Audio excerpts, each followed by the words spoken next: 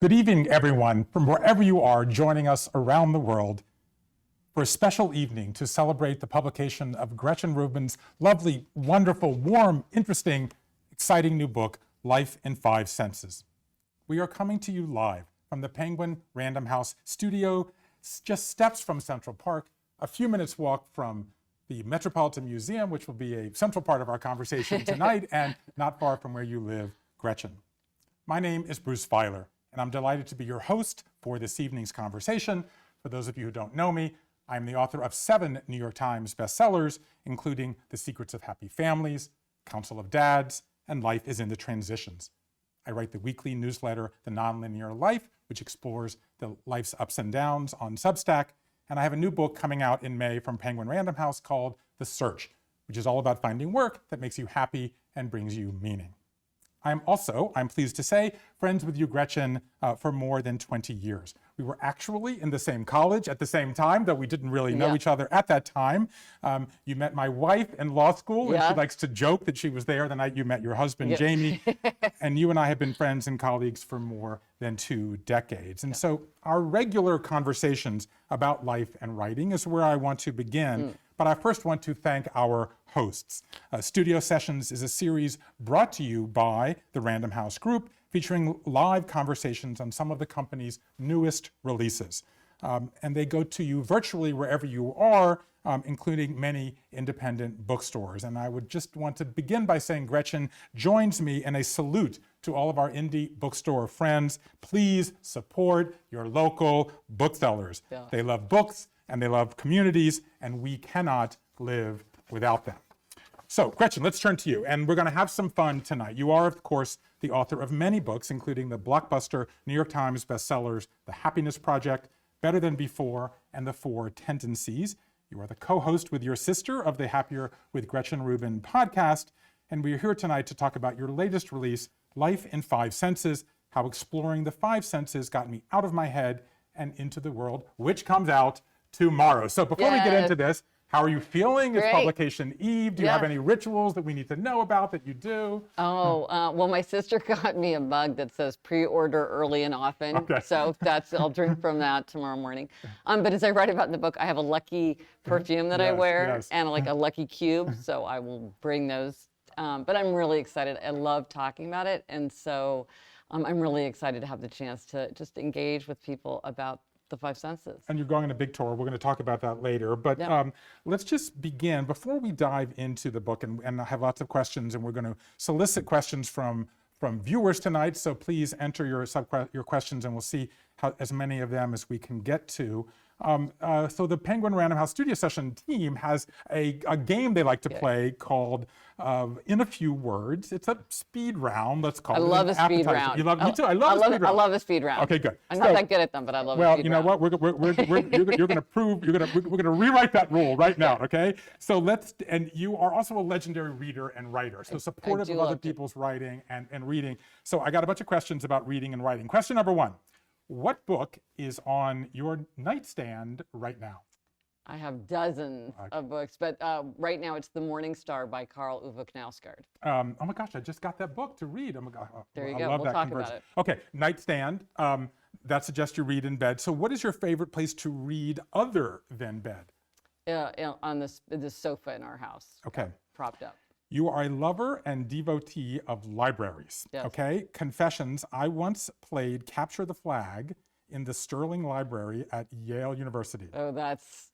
Okay, see, I watched you record. Very illicit. So I know you are an upholder. We all know you are an upholder. So what's the last time you broke a rule in a library, and what was it? Oh, I ate in the library.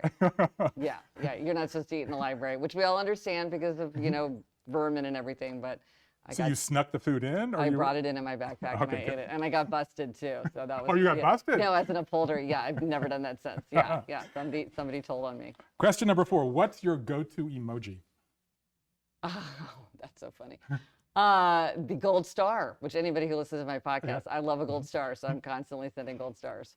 What's the best piece of writing advice you ever received? Oh, definitely have something to say. Oh, nice. The most important thing is if you really have something to say, the writing will come. If you don't really have something to say or you don't know what you're trying to say, that at least for me, that's when I struggle. Oh, I love that. It reminds me of my favorite thing, my favorite piece of writing advice to give is writing is easy, thinking is hard. Yeah. So they're very related. Exactly. Like if you've got a problem, it's you haven't thought you it haven't thought through. If you haven't thought it, you can't write it. What's the worst piece of writing advice? Again, I'll give you mine first, which is you have to write an hour a day. I hate this. Oh, right. It seems to torture, kind of young writers out there. What's the worst piece of writing advice you've ever There's received? one right way to do it, because there's no one right way. It's like, what's the right way to cook an egg? It depends. What's the right, there's a terrific book called Daily Rituals by Mason Curry, and he talks about all the different things, and some people do an hour, and some people do 12 hours, and some people do 10 minutes, and some people do it at night, some people do it in the morning. Yeah, there's no one right way. You love, question 7, you love children's literature. Yes. You're in a children's literature. I'm in two. 2 children's literature book clubs. Yes. I recently went to visit a family that had a 4-year-old boy and a 1-year-old girl, and I wanted to take a book. So I took Chicka Chicka Boom Boom for the girl and Thesaurus Rex for the boy. So here we go. What's your go-to book for a newborn? Goodnight Moon. A toddler. Pat the Bunny. A 10-year-old. The Lion, the Witch, and the Wardrobe. A teenager. Oh, Golden Compass. Okay, so as we pivot to the 5 senses, a quick speed round about the senses. Have you ever tasted a book? Yes. Ooh, Yeah. I you mean, seem like, uncomfortable but like sometimes you like to feel the texture of things with your tongue. It was more like I wanted to test the texture of the cover. One of the reasons I wrote this down I have never even admitted that to myself. That's pretty gross. But the reason I wrote this down is I bet you've been to events where they take the cover of your book and like put it on a cake. Oh, we're putting cookies. Yes. No, I love that. Oh my gosh, that's so fun. Yeah, I have so many pictures of that. Okay, yes, so so I have done that. Yes, for sure. Your favorite book smell, new book or antiquated book? Old book. Old book. Oh, I like used bookstore smell. Used books. And so the best thing, and sound, we're going to talk about the senses here, best thing and worst thing about audiobooks. The worst thing about audiobooks is that it's hard to like go back to something like, there was that paragraph where they described every member of the family, or there was that paragraph that I loved. It can be hard to find in an audiobook. The best thing is the intimacy and the fact that you can take it with you and like to have someone just telling you a story, like when you're walking through the park or trying to fall asleep at night. There's something it's a whole different way of experiencing a book. I love that. Thank you for indulging us, enjoying our speed round. Okay, You're good. You're Yeah, good. right. You're okay, good. well, these are good. These are easy questions. Yeah, well, this is my sweet spot. Pop culture, no. Admitted things. Okay, so let's turn to this book. First of all, I just want to say personally, as someone who's read all of your books and has known you personally and professionally, this is a wonderful book. It both reminds me of your previous work, but it also feels like it kind of pushes you, in new territories. And we're going to get into all of that. But I want to start with this. So you and I have this, tradition of having these kind of lunches where we gather together and talk about writing. And I have this memory of one we had on the south side of maybe it was 79th Street. I don't know, some number of years ago. And the topic of conversation was, if time, money, and space were no object, and you could write a book about anything, what would you write about? So in my recollection in this conversation, I said the alphabet. Oh. And you said the 5 senses. I don't remember that. If I said that, that is amazing. Right, so that's really? So that's been in my mind this whole time? I don't know. Well, that's what's interesting. So you tell this beautiful, vulnerable story in the beginning about the unexpected, kind of origin of the book, though obviously you've had a long relationship with the senses your whole life, and we're going to get into some of that. So tell us where it began and sort of how you got going. So it was a very ordinary moment. I am a person who's sort of susceptible to pink eye, and I got a particularly bad case, so I did end up going to the eye doctor. And he checked me out, and then as I was leaving, he said very casually, like, oh, now be sure to wear your sunscreen or drink enough water. He's like, come back for your checkup, because as you know, you're at greater risk of losing your vision. And I was like, wait, what are you talking about? I didn't know that. And he said, you mean because you had pink eye, you were at greater risk of losing No. He said, oh, because of this other condition. And I didn't know. Right. And he said, well, you're extremely nearsighted. I'm extremely nearsighted. He said that puts you at greater risk for a detached retina. And if that happens, we want to catch it right away, because that could put your vision at risk. And I have a friend who lost some of his vision from a detached retina. So that was felt very real to me. And the thing is, of course, I knew intellectually that at any time we can lose anything. And I knew intellectually that if I did lose my vision or any of my senses, I could still have a rich, meaningful life. And yet in that moment, I walked out on the street and I thought, I'm taking it all for granted. All this is all around me. I'm not paying any attention to it. And as I was thinking that, it was like every knob in my brain just got jammed up to 11, and I could see everything with crystal clarity. I could hear every sound on a separate track. I could smell every smell. And as you know, New York City is very smelly. I could smell everything. And I thought, and it lasted from my walk home. I live in New York City, so it was like a 20-minute walk. And I thought, it's all happening all around me, all the time, and I'm not paying any attention to it. I'm just in my head. I'm in this fog of preoccupation. I got it. But to your point of like, was I talking about this years ago? Maybe so, because I had the feeling, I've been studying about happiness for such a long time. That's what I was going to ask. But there was this feeling that something was missing. I had this feeling that there was something right in front of me that somehow I wasn't including, I was overlooking it. It was missing, it was some puzzle piece. And so I think some part of me knew it, but it was the shock of this realization and then this kind of psychedelic walk home that showed me, this is what I need to focus my attention on. This is what I need to research and explore and really push through to understand how to engage with my five senses. So I just asked you what was the best piece of writing advice, and I actually mentioned the one that I give, but one of the best pieces of writing advice I ever received was you should push back against something, right? You should be, kind of, angry or, grumpy. I like the word grumpy. One of the things you're grumpy about this year, I'm very interested in, which is this idea, I think you refer to it as the kindergarten five senses. So you have this thing, okay, like, wait a minute, I'm not noticing the senses. Right. You then go back and realize that you have been imprinted with this story. I don't know, is that story helpful? Is that story problematic as this thing begins to unfold? The thing that we all feel. What are the kindergarten five senses? And what's the problem with them? Oh, well, the kindergarten senses, or you could call them the Aristotelian senses, depending on how you want to characterize them. It's seeing, hearing, smelling, tasting, touching. And I embrace them because, there are, like now they've identified 33, 35 other senses, which are all fascinating and very important and extremely important to our well-being. But they're running in the background. They're like the heartbeat, the breathing. If they don't work, you're very aware of it. But when they're working, you're not. But the big five we talk about all the time, we think about all the time. And who made them the big five? Aristotle. I mean, I say right. Yeah. So it goes back to. Yeah. Okay. So I always say you need three things to write a book of the nature that you're talking about here. The first is a big question that you're trying to answer. So what is from your point of view, what is the big question, the big project that you then undertake after having this realization?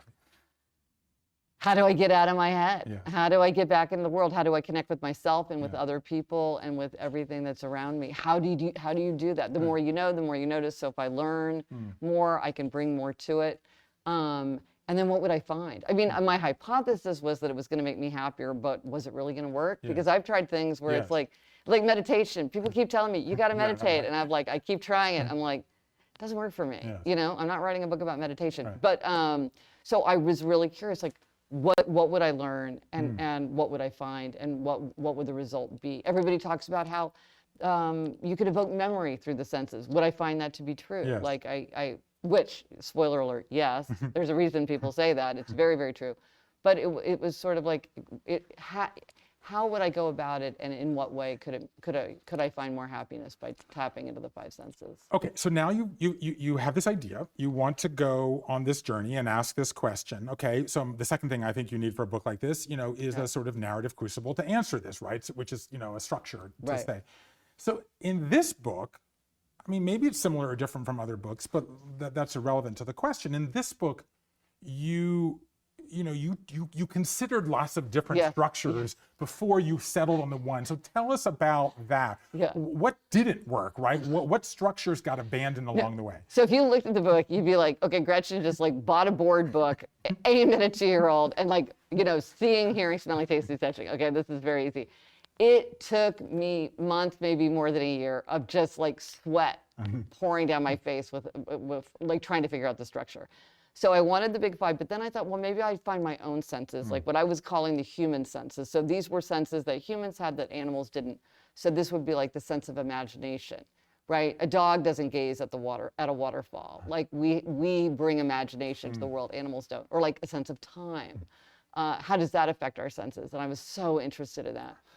So I was talking to my daughter, Eliza, and I was talking her through the book, and she said to me very gently, she's like, you know, it's starting to feel like a different book when you switch from the 5 to all those other ones.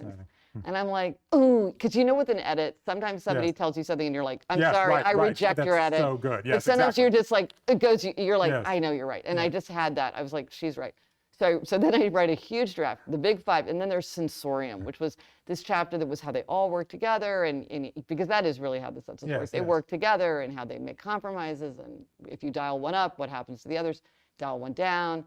And my editor comes back and says, you know, when I got to touch, I felt like I was ready to be done. I'm ready to go for the conclusion. Let's get, do you really need the sensorium? And I was like, oh, she's right. So all this stuff, a lot of it ended up on the cutting room floor. Some of it, like I used for parts, as one does. Yeah, I do feel that theme comes through in the book quite clearly. Yeah. No, right. And so I had to weave it through instead of just like putting it at the end. But it was funny because in the end, it looks like the most straightforward possible one. But sometimes you have to do that. You have to think about all of the other possibilities before you realize that the simplest way is the best. But you have a lot of people who are watching tonight, perhaps, who listen to your podcast, who read your newsletter, who read your books, and you know, they look at you. I know they admire you and they feel connected to you, but here you are admitting that this was a struggle. Tell me about how does that land with you, saying, I hit a couple of dead ends. I feel fine about that because I think we've all done it. Like everything is hard. Everything is harder than you think. Everything takes longer than you think. Right. And that simplicity in a way is very hard for something to look simple and straightforward. And when I read something where I'm like, this just flowed out of someone's pen, I'm like, oh my gosh, this was the hardest thing to write. I love that Vonnegut piece of advice, right? Everything, the story needs to have everything in it and not one thing more. Right, That seems to apply here. Okay, so then the third thing in my little 3 things you need to write a book is, I love 3 things. I echo my high school English teacher, Beulah Harper, in saying you need unimpeachable authority, okay? Ooh. So, you know, like in my case, like I spent a year, you know, retracing the Bible. You can disagree with what I have to say and walking the Bible, but, you know, I climbed Mount Ararat, I crossed the Red Sea, like, you know? So I spent a year as a circus clown, like you can disagree with my opinions, and many people do, but I did 501 circuses in 16 states and 99 cities. So you, one of the signatures of your writing, certainly since the Happiness Project, is that you throw yourself into these experiments. And we're going to talk about some of them in the course of this evening. I want to leave many of them for the readers to discover themselves. But I want you to share, so tell me 3 that, just don't tell me too much about them, but tell me 3 things that you did that got you closer to the story that you wanted to be telling. Well, so many things. Well, one that was really exciting and really showed me a way forward is I had a taste party for my friends. So I have a quiz, what's your neglected sense, to tell you what's your most neglected sense. Okay, so my most neglected sense is taste. But so I thought, okay, but I need to find a way within myself to like engage with the fun of taste and the engagement, you know, how to engage with other people through taste, because that's one of the main aims, was how could I use each of my 5 senses to engage with other people. So I had done this 2-day thing called Flavor University where I went to Geneva, Illinois, and they like did all these things. It was did they do the super taster test? They did. Yes, and it was fascinating. But one of the things my favorite thing that we did is we did all these taste comparisons. So it was like cream, whole milk, 2% milk, skim milk, soy milk, oat milk. So you could, or like different types of candy, or like breakfast bars. And you don't, like in everyday life, usually do taste comparisons like that. I found this to be fascinating. So I had my friends over and we tasted like 4 varieties of apples, 4 varieties of potato chips. And it was so fun. It was like a whole different way of engaging with people. It was warm. We had these kind of funny conversations. We were reminiscing. I was like, you don't have to just have a dinner party. You don't just have to go out to dinner to a restaurant. Like, this is a way to have fun with the sense of taste. And now like, I've heard of people, I thought this was what? We do them in my family. What do you do? We've done them for 12 years. Oh. We call them slurp-offs. Oh. And one of the things that you say is that it's good for older, someone in their 80s can do it. And if, we've done tortilla chips, we've done ice cream, and we have a grading system and overall winners. You can make it. You can make it as complex or as simple, and it's so fun. You can do it with coworkers, people that don't know each other that well, because it's warm, but it's not revealing, and everybody can participate. It's like everybody's got a view. You throw out a kind of ice cream, and everybody's going to have a view. You said something that I don't want to slide over, because I thought it was beautiful. You said you wanted to use the 5 senses to connect more with other people. Yeah. That strikes me as like carrying some wisdom forward from prior work of yours. So tell me, that's not how most people would think about, maybe that's how they think about touch, but it's not how they're going to think about taste or smell. Right. So our sense, and part of getting out of our head and reconnecting with our senses allows us to make deeper connections with those around us. Absolutely. And I mean, and that's one of the most powerful things, because in the end, the most important thing for happiness is our connections with other people. Yes. And you can really use the 5 senses. You can think about it. Okay, well, what could I do? A great thing to do is to reminisce, to say, to go back to what were the tastes of our childhood? Like I did that with my sister, and we just reminisced, what did we eat on long car trips to visit our grandparents? Like what was the junk food our parents wouldn't buy us? And it just brings you together. But you can do that with music. I mean, you could do like a timeline of family music, or like with your friends. Like let's go back and listen to all those things that we listened to freshman year in college or senior year in high school. And there's often ways that you can find a fresh way of connecting. And then also, like with sight, one of the most popular things that people do is they go look at something together, because it's a great way to connect with somebody, whether you're going to a botanical garden or a historical site or a hike, you're looking together. So let's use that to pivot to some of the senses, just to reset.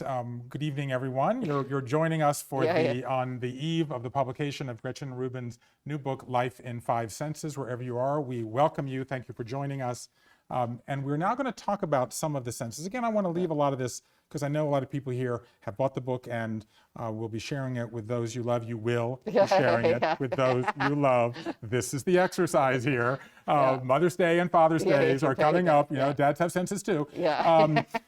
So let's start with what maybe is the signature experience in the entire book, which is that your decision to make a daily trip to the Metropolitan Museum of Art in Central Park.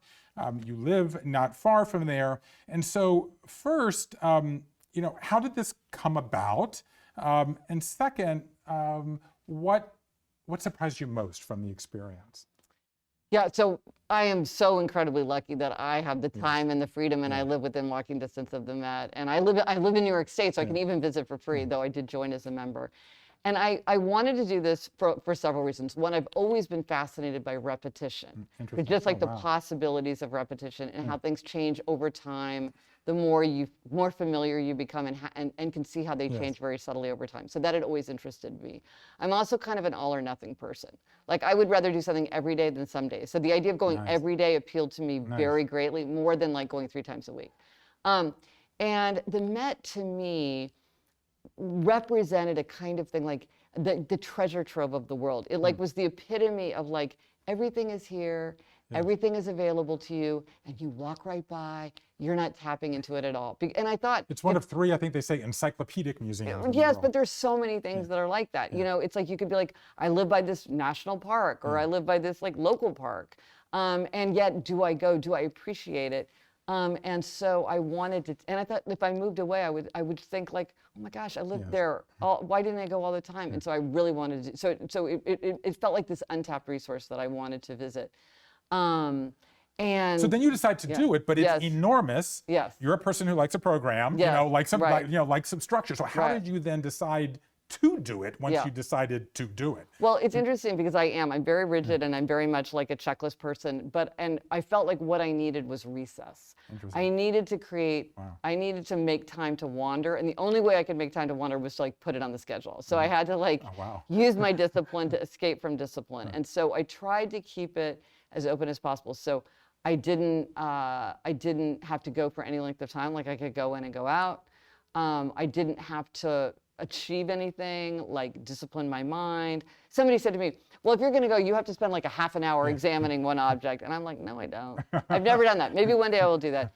So, but I did, because it is so vast, I did want to get oriented. So at the beginning, I spent a lot of time just slowly going through and just figuring out where everything was, like reading every sign. I was going to say, are you a reader of the wall signs, or just I love the wall signs, and I love titles of works, and anyway, that took a long time, because the Met is very, very large, but now I kind of, sometimes I'll give myself a little project, like, oh, I'm reading Memoir of Hadrian, so I'll go like look up, or it's President's Day, I'll go look for some presidents, or Pantone color of the year, I'll go look for the Pantone color of the year. Or if I go with a friend, I say, what's your favorite thing? Let's go look at, because then whenever somebody points something out, then for the rest, every time I visit, I'm like, oh, there's that. So one of the interesting things about that dominates the first of the 5 chapters, which is sight, but it comes up in other chapters. And this is something you alluded to earlier. I think we should pause for a second, just talk about this, which is, it turns out there's interesting sounds in the Met, right? There's interesting smells and taste. So tell me about that. Like, here you are, you think you're like, homing in on one sense, and lo and behold, here comes another sense to say, don't forget me. Tell me about discovering the other senses at the museum other than just sight. Yeah, and it's really interesting to think whatever experience you're having is really trying to dial into all 5 so that you get this much richer picture. Yeah, so turns out the sound of the museum is really interesting. There's this one place where it goes from just cacophony of everybody coming in, and you walk through a doorway, and then the sound just drops, and it's like these monumental depictions of the Buddha. So it all of a sudden feels very like reverent. It's very effective. I'm like, did they do that on purpose? Probably. And then there's a lot of places in the Met where they have water, like fountains, and the sound of water, even when it's very, very faint, adds so much life. And there's kind of a hushed quality to a museum, even when there's like actually a lot of noise. There's kind of a special quality to the sound. So I really enjoyed that. Smells, it's really interesting. If you're paying attention, you pick up people's cologne. If it's a rainy day, you pick up their wet coats.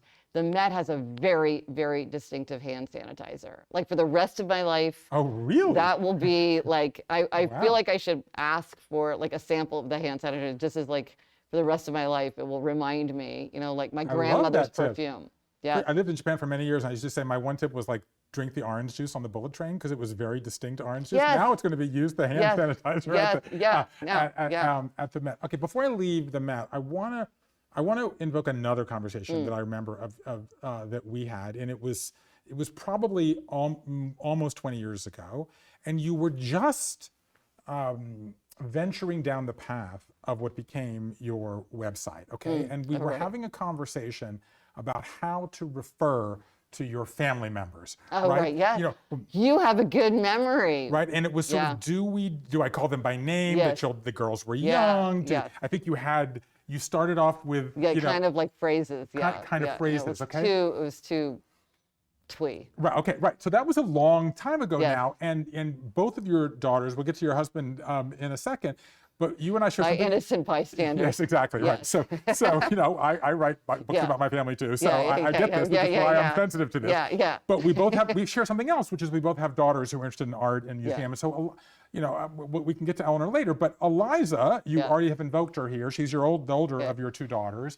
She is an art, an art nerd, so to speak, and so and she's there. You're talking about texting her pictures. So tell me what you learned from her in the course of trying to reconnect with your senses. Eliza's refrain is, "This should be better." She's like, "This should be better. This should be better." And so it really got me focused on, like, throughout the book, I have a lot of suggestions. I have like a little suggestion box for the Met. And it's interesting to say, what would make this better? What would make this richer? What would make this more interesting? Why does this feel dead? Why is this room better than the other room? Like, Eliza's very interested in, like, why does a space work? Why does it not work? Because I think I went into it, and maybe this is part of why I needed to write a book about this, kind of with a passive, like, it is what it is. I'm experiencing what I experience, instead of thinking, how can I shape it to suit myself? And how might I imagine what could be done that would make it better? I think the Met is amazing, but I still have things that I think I wish they would try. I love it. I love it. I think I said before we leave sight, but I want to ask one more question about sight. I love how you geek out on the science a couple of times. And the science of sight, as you point out, is interesting. Like there's a reason that you put sight first. So tell me, what is the science? Are these 5 senses equal in the eyes of the law? So right. Well, it is interesting because sight, we're hardwired to favor sight. The sight has the most real estate in the brain, and if there is a conflict among senses, sight will usually trump. And so there is kind of, we just bring that to the world with our, with just the way our brains are structured. Okay, let's turn to the second one here for a few minutes, and that is, I have down sound, but I think it's actually, that's not the sense. The sense is hearing. Thank you. Yeah. So, neglected sense. So first of all, what is this idea? So this is your neglected sense, right? So what is a neglected sense? Tell me about the origin of this idea. It's a new idea to me, and I'm just instantly, like so many of the ways that you frame the world, I'm interested in this idea. So what I found for myself, and then like realized that it's very common, is that, so of the 5 senses, many of us have some that we really appreciate and that we enjoy. And so like, we might experiment with it. We like learning about it. We like talking about it. We seek out novelty. We use it for comfort and pleasure. And then there's neglected senses. And these are the that you are less likely to turn to. You don't use them that often for comfort or pleasure. You're not that interested in expanding your knowledge or trying new things. You might be much more focused on avoiding the negative than seeking the positive. And I realized that my most neglected sense was taste. My second most neglected sense was hearing. And you might say like, but these are wonderful senses. And for many people, they would be among their most appreciated sense, but those happen to be for me. And this is and so I created this quiz because it's actually kind of a hard thing to know about yourself. Which is like just a free quiz that people can take on my website. But slow down. So you can take a quiz on GretchenRubin.com. Yeah, GretchenRubin.com/quiz. And you can find out what your neglected sense Now, is. for some people, like if you have allergies, if you have migraines, if you have sensory processing differences, the quiz might not work for you because like maybe you're avoiding a sense. Like some people say to me, well, I deliberately avoid my sense of my sense of smell because it triggers migraines. So in that case, you go into that knowing. But for most people who don't recognize that kind of thing, the quiz can be helpful.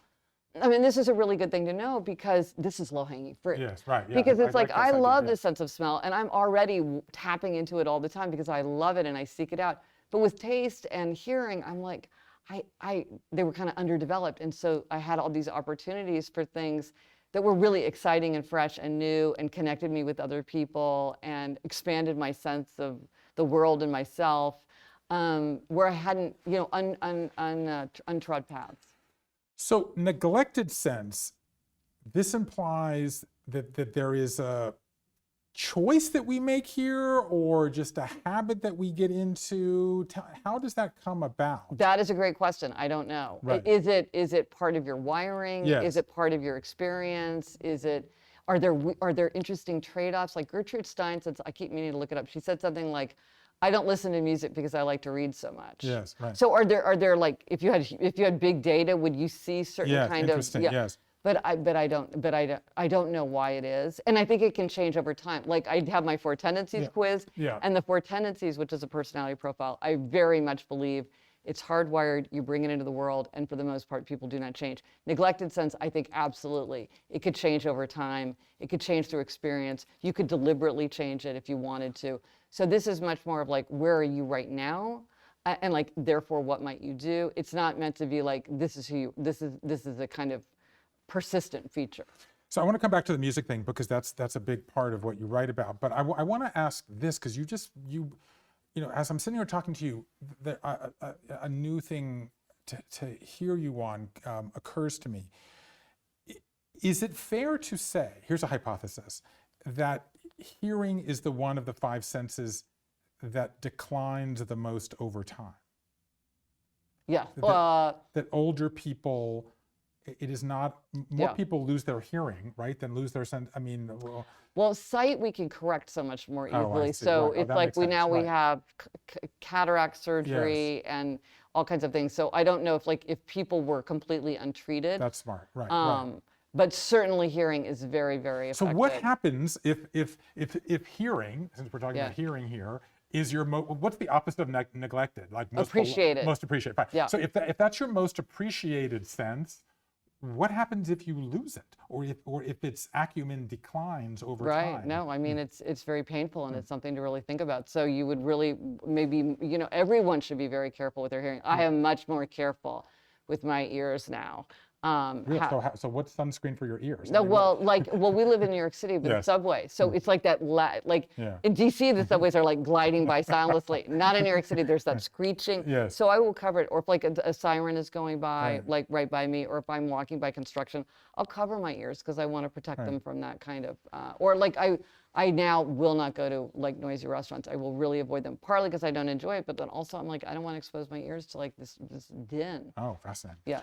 Okay, so now let's talk about music. So Yeah. to me, it seems like the only true thing I know in the world is that the world can be divided into two types of people who divide the world into two types of people, and people who don't. Yeah. Okay, so we're the people who do. We're the people who do. We're the people who do. Okay, so the world can be divided into two types of people, or at least two types of writers. People who listen to music while writing, right? And people, I'm thinking of Peggy Noonan, who says she likes to write with, music with like film soundtracks, which is I love, right? Because it's the big, there's no words, and it's a big crescendo. So, what is your relationship with music? You like some songs, but you don't like go out of your way to listen to music for long periods of time. Right. Is that correct? That's absolutely correct. So, and this was a big thing that I learned about myself, because I had always felt like I didn't like music, and that my way of, and I knew that I liked an odd song here and there, but I just felt like it was the wrong way. And I always thought, well, maybe if I took a class, or like I read a lot of books about it, which is what I always do. Or I learned to play the ukulele or something. Appreciation, like art appreciation. Yeah, that like I that's could such learn. an old-fashioned way. I could learn to like music more, because I saw it's a universal aspect of human culture, and I see so many people enjoying it so much. So I really felt like there was something kind of very cramped about my. So you feel insecure that you should be better at this sense, so to speak, right? But my producer of my podcast is a huge, huge music guy, and I said to him offhandedly something like, "Oh, I wish I liked music." He said, "Gretchen, you do like music. You just like it in your own way." And this was truly like a revelation to me, because I was like, maybe I have my own way, because he knows me well enough and has heard me talk about music that I was like, that's valuable. And I realized I like songs. Most people I'll like one song. If I like that song, but do I want to go to listen to more songs by that artist? No. Do I want to listen to more songs in that genre? No. I like the one song. And so, but that's okay. That's my way of liking music. So there are song lovers and there are music lovers, and I'm a song lover. So that's why I don't like going to a concert. I just want to hear the one song. Okay, so I'm coming at you with something here. So you have a thing called the audio apothecary. So first, before I come at you, tell me what that is, where this idea comes from, and what's it about? So the audio apothecary is my way of using music to cure the blues. So this is my apothecary. And music it's incredibly. I think of an apothecary like the bottles. Yes, I love that, exactly. right? Like this is like I'll just go reach for the one bottle, right? My one song. And so, because music has such a powerful effect on our physical, mental, emotional well-being, and there's all kinds of ways that we use music to calm down and pep up and stay in synchrony, and it's just incredibly powerful. So I decided I would create, and I had a list of songs, but a lot of my favorite of the songs that I love, they were kind of melancholy or kind of like meditative. So and you I'm edited your apothecary. No, so I'm like, so the apothecary is just like the happy, upbeat, like really like fight the blues songs. So these are the ones that if I just listen to them, they will instantly make me feel better. And I save them so that you can wear out a song. Yeah, I love this notion. This is like when I need it, it's there. And I think a lot of people have like a walk-on song or their like wake-up song, and so this is just a bunch of songs. Okay, so as you know, I spent the last 6 years collecting and analyzing life stories of hundreds of people. Life in the transition. Yes, looking for patterns. Yes. So I have done an analysis of Gretchen Rubin's audio apothecary, which appears on page 70 of Life in Five Senses. And it's also on Spotify. And it's also on Spotify. Okay, thank you for sharing that. Okay. And here's what I have learned. 2/3 of the songs in your apothecary are from the 20th century. Okay. And only 1/3 are from the last 25 years. That makes sense. So there you go. Yeah. Do our, audio tastes kind of either ferment or lock in when we're young? Yes, and in fact, try it by 25 for your taste, because if you have not enjoyed a genre of music or enjoyed a cuisine by the time you turn 25, it's much less likely that you will enjoy it as an adult. And that may be related to the reminiscence bump, which is that most adults say between the ages of 15 and 25, they have especially strong memories. So yes, that makes perfect sense. You could figure out how old I was by when. So you like a good piece of news you can use. So if you want to expand if you want to add a new song to your apothecary, or you want to be able to relate to your children who have different music, how do you? Like there's this thing about toddlers, like if you try food 20 times, is there a similar rule of thumb that can work if you want to expand your audio taste? We tend to like things more with familiarity. We're drawn to novelty, but it's more work. And so just by listening to it more and more, you will tend to like it better. Yes. Okay. So we are about 5 minutes away from taking audience questions. So if you have not submitted your questions, please do now. And I want to turn now to smell, and I have one of my favorites. 2 questions. First, is it gendered? Meaning men like certain smells and women like certain smells? I don't know. I don't usually see the world in gender terms, so I didn't research that. That's interesting. So I'm curious because there are a lot of polarizing smells like gasoline. Are you pro gasoline or anti-gasoline? I think I'm pro gasoline. I like the smell of gasoline, but some people. I drive. My wife who doesn't drive, she probably would hate it. Although now I make her do the gas if I'm doing the long drive to see her family in Boston, and my mother-in-law is watching tonight. Okay, so we were just in France last week, and my daughters did something that you did, which is they made perfume, and they just loved it. They went in. There were 100 and some odd flavors. So you took a perfume class. Tell what surprised you most, and what did you learn that was the most helpful to the journey? We didn't make one, but we analyzed. We learned how they work, and then there were ones where we just tried all the different notes, and it was. High, small, I've learned all this. Base, middle, and high, or whatever, finishing. And the one thing I learned is that I can't smell musk. Oh, interesting. So it was funny, we were in there and I'm like, is this like Emperor's New Clothes? And everybody's pretending they smell something, but they really don't. And they're like, no, we really smell something. So I realized I didn't smell. But here's one thing that is just tiny, but is fascinating. So you know that we see different with the 2 eyes, and that helps us have vision, and we can hear differently, and that helps us locate things in space, whatever. So your 2 nostrils smell slightly differently. And if you go like this or go like this, you'll smell it slightly differently. And so when you smell a blotter, that's why you see people go, or with a wine glass, why you move it out, because each nostril is giving you slightly different information. So that's why you see people doing them. I just read that James Nestor book. I don't know if it's Breathe or Breath. Oh, right, And he talks about if you wake up in the middle of the night and you breathe in from your right nostril, you'll go back to sleep. So I find myself doing that, but then the act of doing that makes me more awake. You brought up something which I think is fascinating, which is that COVID has changed this conversation. Talk to me about that. Well, I think it has awakened our appreciation for 2 senses in particular. One, but very sadly, many people lost their sense of smell during COVID. And typically in the West, people did not pay much attention to the sense of smell. It was considered kind of like a bonus sense, kind of like a nice to have. But I think so many people either lost their sense of smell or knew, I know many people who lost their sense of smell. And you see what a loss it was. Yes, right. How deeply people feel it. So I think we've learned a lot about how important the sense of smell is. Yes, that's beautiful. And I think people now realize how connected to the sense of taste it is, because not everybody realizes that if it's only the 5 basic flavors on your tongue. You need your nose for complex. And so a lot of people, the way they realized that they had lost their sense of smell is first it affected their sense of taste. And so I think there's a much greater awareness of how those 2 senses are connected and how important the sense of smell is. And I think the other thing is touch. And it almost just before you get to that, I mean, it almost makes me feel like that's almost like a developmental correction. It's sort of like this thing made us appreciate, this awful thing made us appreciate this precious thing. Well, very often we don't appreciate something until we lose it, or we fear losing it, which is exactly what happened to me with what happened at the eye doctor.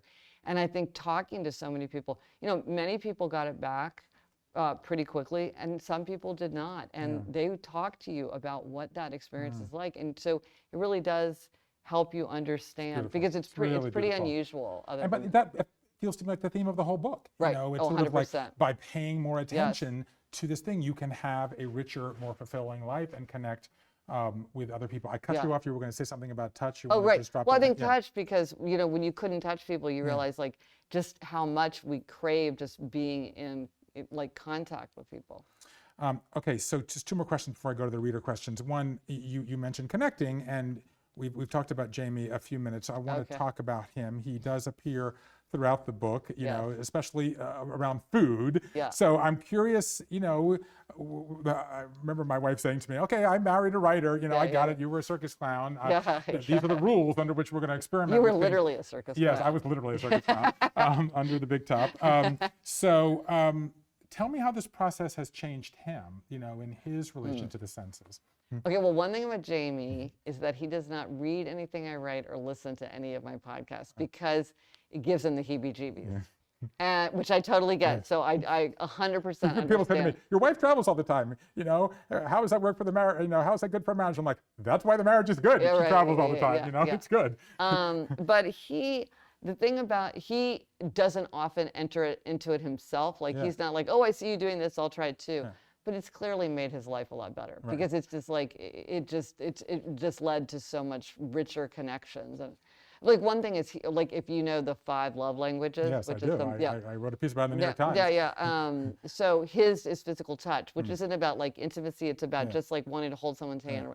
And now I understand like how valuable that is. And like, I really, like, I always did it somewhat, but now I really have adopted that too. And I really go out of my way. So what's your love language? Mine is words of appreciation.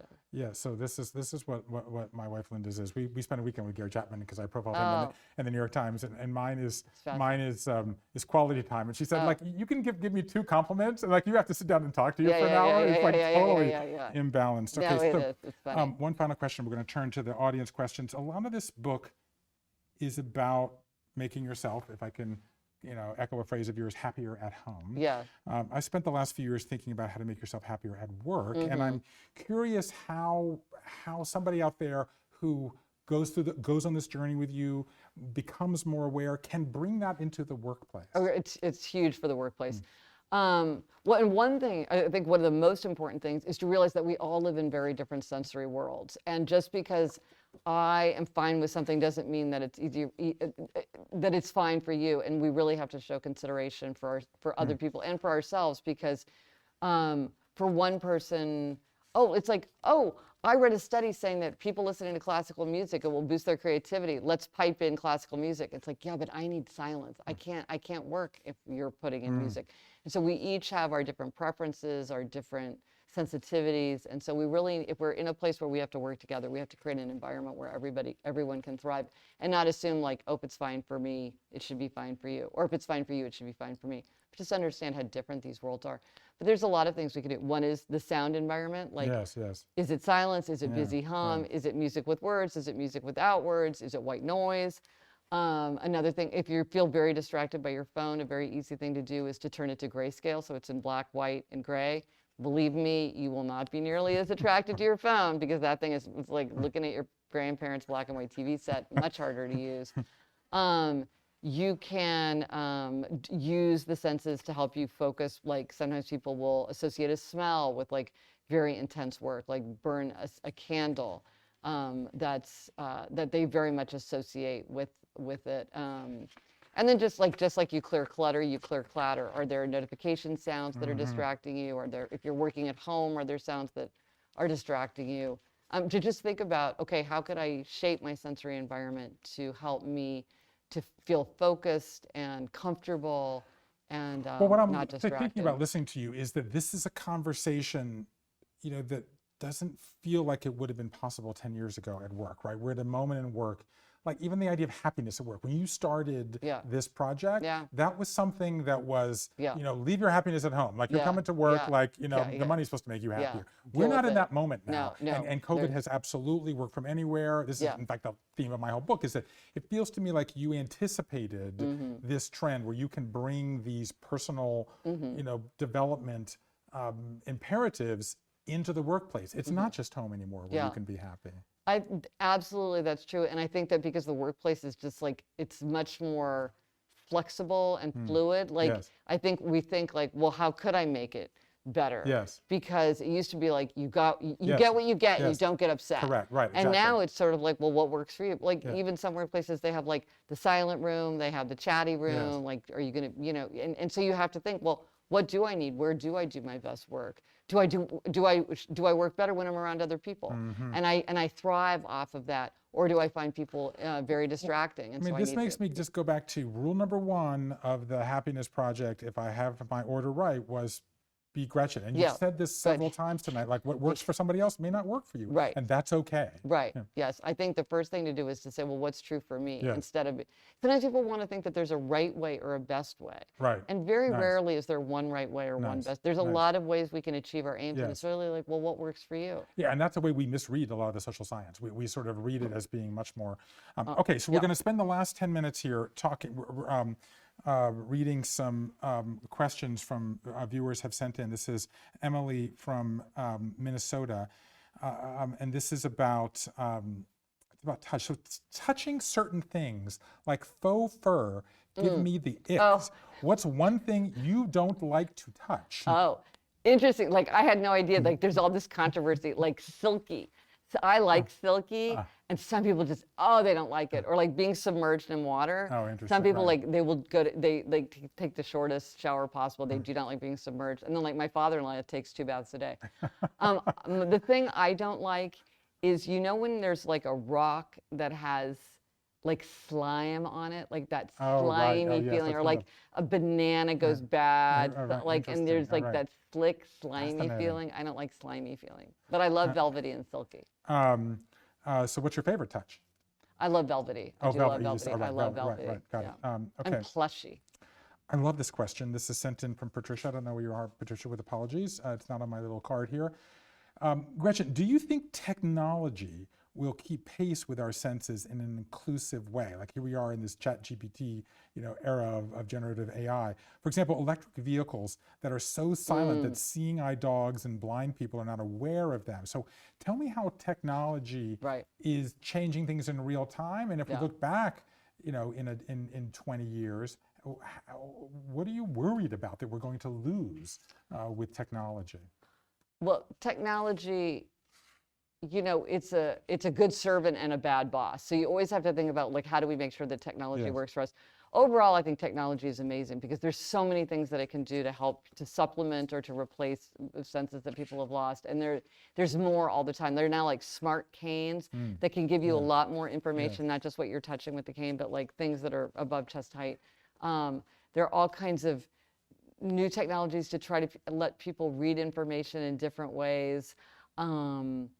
Ways to have computer screens so that people who are colorblind can use them more easily, because a lot of if you're colorblind, there's a lot of difficulty, because the colors chosen are not chosen with colorblind people in mind. So but I think we have to be very mindful and think like, well, with everything, every change that makes, is there a downside? Is there a way that we need to create some kind of guardrail around it, so that it does serve people well, and that there isn't something that we haven't thought of. What did you learn about people popular myth?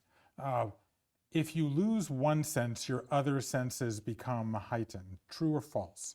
They don't become heightened. So it's not like you actually like develop like, supersonic powers. Yes, right. Now you become more attuned to them and better at using them. So like, let's say if you lose your sight, you might start using echolocation. Now, echolocation is something that all humans have the capacity to do. Interesting. But we don't bother. Interesting. But it's not like your actual hearing is better. It's just that you are more attuned to it and you are better able to use it effectively. So that leads to my next question, and a question that was asked here. So I once, as you may recall, I was under contract at Gourmet Magazine for many years, and I once interviewed Ruth Reichel at a gourmet event in front of readers of Gourmet Magazine, and I said to her, is your palate better than mine?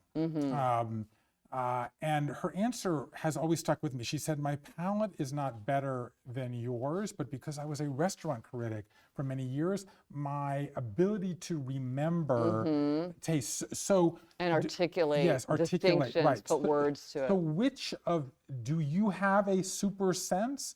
You know, it's different from an appreciated sense, but is one of your senses higher? And is that also a myth? No, I don't have that. I don't have that kind of, that vocabulary and that perception. Right. Well, there are, like with taste specifically, there are like super tasters. But what's interesting about super tasters is you might think that they like would be very food. Like this is people with very highly sensitized palates. They give you at these conferences. I did one for Gourmet actually. They put something in, if it tastes bad for you, you know. And these people often don't like food because they experience it too much. That's the thing. You almost would call them like hyper tasters or something because they're not, because they taste bitter so intensely. Things that you and I might enjoy, a super taster would not enjoy, like something tastes too sweet or too bitter. Right. So they do taste certain things more intensely.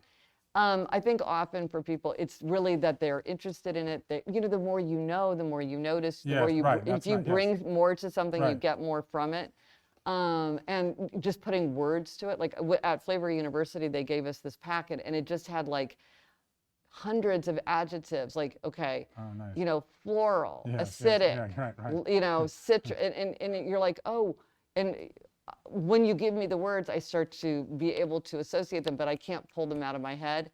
But you become better at that. So that leads to the last reader question before I wrap it up here in a minute with some of my own, and that is, what sense became much more heightened after doing all your research on senses? Thank you, Nat. Touch. Touch. I thought I neglected touch. I thought I had no, and I didn't realize how important touch is to me and how much I love the sense of touch. So that became much more salient in my experience in a beautiful way. I can't help stop not reading this question from Patricia because it brings a smile as someone who's been your friend for a long time. Gretchen, are you wearing the bluebird of happiness color for your dress? Tell the people don't know what is that. Okay, so the bluebird is the traditional symbol of happiness, and on the Happiness Project there was like a bluebird on it. And yes, I have to say, I do love this color, and I thought, you know what? Patricia, I appreciate good for you putting that together, because I thought that was like my secret, you know, full circle moment for myself. So I'm glad that somebody picked up on that color. And a number of people did ask, and I will give you a minute to answer it, which is to say, do you have something new that you're planning to write that you're willing to share? Well, there's sort of two projects, because I often have a hooky book, which is a book that I write on the side when you like for fun. I love that. Hooky project. So I'm working on a book of aphorisms, which I'm so excited about. And I'm also collecting proverbs of the professions, but most of it is going to be my original aphorisms. So I was doing that. But even before I got so into the five senses, I was edging up onto the subject, and I wrote this strange little book called My Color Pilgrimage. It's not like a book, it's some little thing. Don't know what it is. I got to figure out what to do with that. So I'm very excited to think about My Color Pilgrimage and my book of aphorisms. So. Okay, and so let me just then end. You've always been such a wonderful, you've had such a wonderful way of communicating and connecting with your audience, of turning these ideas, you know, into practical things that people. So let's go back to that big question at the beginning, which is, how can I use these senses to more connect with the world? Yeah. Give people, we don't have that much time, so in 30 seconds, give people 3 things that they can do, even as they begin to read the book, to more connect with the world. Okay, one thing you can do is to do a 5 senses journal, which is each day just write down one notable seeing, hearing, smelling, tasting, touching, one thing. That will help you be more alive to the world. It's also kind of a gratitude journal. Another thing to do is to do a 5 senses portrait of someone that you love, whether that's like someone in your life, maybe someone who's died that you want to hang on to their memories, and write for each of the 5 senses, write down 5 notable associations or memories. And this will make such a concrete portrait of somebody. And the other thing is just go outside, look around, smell it, feel the breeze in your face, like see the sun in the sky. Like so many good things happen when we go outside. So experience your 5 senses outside. Gretchen Rubin, everybody, you're going on tour. Tell us quickly how people can find out the tour information. GretchenRubin.com, go to books and Life in 5 Senses, and the whole tour schedule is there. Thank you very much. What a special evening, everyone. Life in 5 Senses, how exploring the 5 senses got me out of my head and into the world, is out tomorrow. We're dropping a link into the chat where you can buy the book. I know many of you bought it, but as to echo, I often say, if you like having friends who are writers and creative people, please support them, okay? You've bought a book for yourself. I'm sure you know somebody with a birthday coming up. Mother's Day is in just a few weeks. Fathers have senses too. Please consider sharing a book, and to repeat what we said earlier, support your local independent bookstore. If you or someone you know feels stuck in what they're doing and wants to be happier at work, I hope you'll consider checking out my new book, The Search, Finding Meaningful Work in a Post-Career World, which comes out next month from Penguin Press. And please join the Random House group for more studio sessions this spring. Next month, don't miss Emma Lovewell of Peloton, who will be coming by the studio to discuss her new memoir, Live, Learn, Love Well, with stand-up comedian, author, and producer Phoebe Robinson, who got sick and I'm taking over. Until then, thank you very much. Keep reading. Please join me in thanking Gretchen Rubin. Enjoy her new book and have a great night.